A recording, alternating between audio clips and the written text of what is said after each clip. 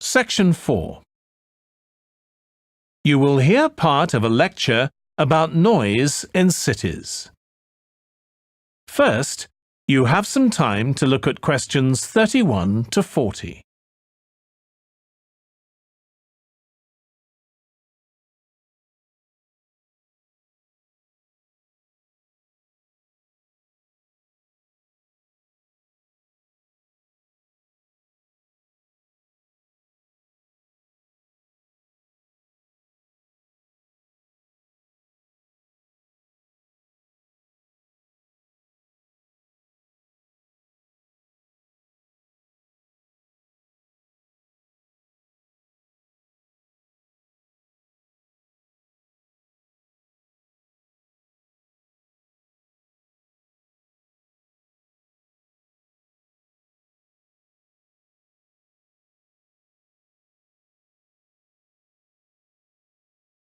Now listen carefully and answer questions 31 to 40.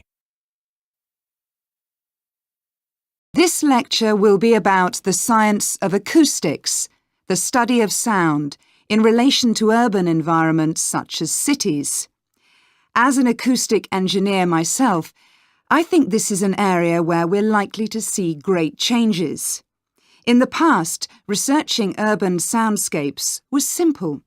We measured levels of sound in decibels, so I used to take my sound meter and I measured the noise somewhere, and then I might ask a sample of people to say at what level the sound became annoying.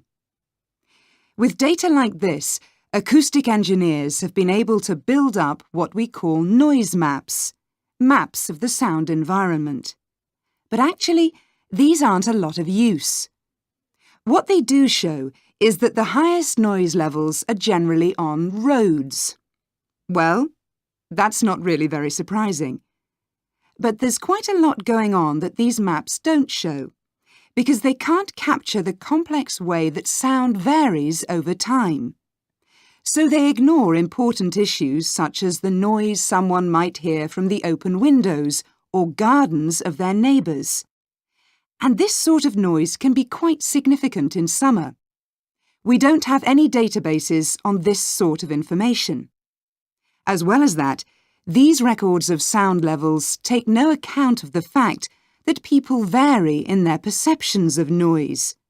So someone like me with years of working in acoustics might be very different from you in that regard. But anyway, even though these noise maps are fairly crude, they've been useful in providing information and raising awareness that noise matters. We need to deal with it, and so it's a political matter. And that's important. We need rules and regulations because noise can cause all sorts of problems. Those of you who are city dwellers know that things go on 24 hours a day, so city dwellers often suffer from interrupted sleep.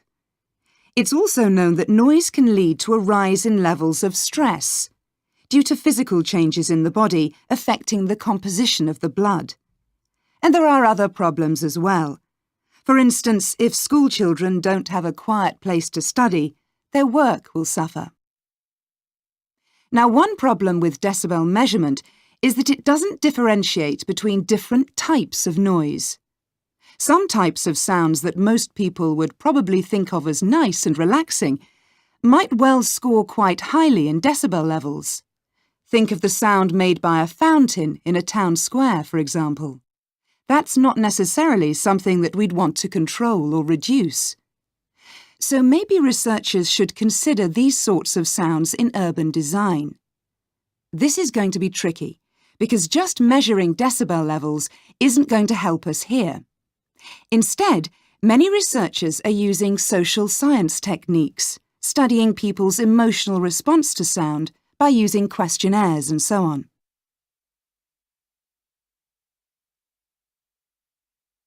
So what exactly do people want to hear in an urban environment? Some recent interdisciplinary research has come out with results that at first sight seem contradictory. A city needs to have a sense of activity, so it needs to be lively, with sounds like the clack of high heels on a pavement or the hiss of a coffee machine. But these mustn't be too intrusive, because at the same time, we need to be able to relax. One of the major problems in achieving this will be getting architects and town planners to use the research. Apart from studying the basics of acoustics, these people receive very little training in this area. But in fact, they should be regarding sound as an opportunity to add to the experience of urban living, whereas at present, they tend to see it as something to be avoided or reduced as far as possible, or something that's just a job for engineers, like the street drainage system. What's needed is for noise in cities to be regarded as an aesthetic quality, as something that has the qualities of an art form. If we acknowledge this, then we urgently need to know what governs it and how designers can work with it. We need to develop a complex understanding of many factors. What is the relationship between sound and culture? What can we learn from disciplines such as psychology about the way that sound interacts with human development and social relationships, and the way that sound affects our thoughts and feelings? Can we learn anything from physics about the nature of sound itself? Today's powerful technologies can also help us. To show us their ideas and help us to imagine the effect their buildings will have, architects and town planners already use virtual reality. But these programs are silent. In the future, such programs could use realistic sounds, meaning that soundscapes could be explored before being built. So hopefully, using the best technology we can lay our hands on, the city of the future will be a pleasure to the ears as well as the eyes. That is the end of section 4. You now have half a minute to check your answers.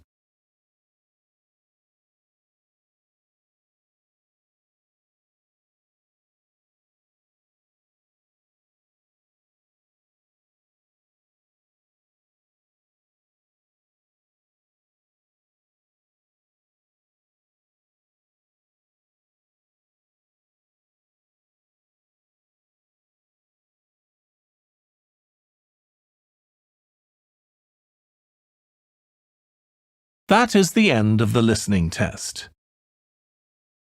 In the IELTS test, you would now have 10 minutes to transfer your answers to the answer sheet.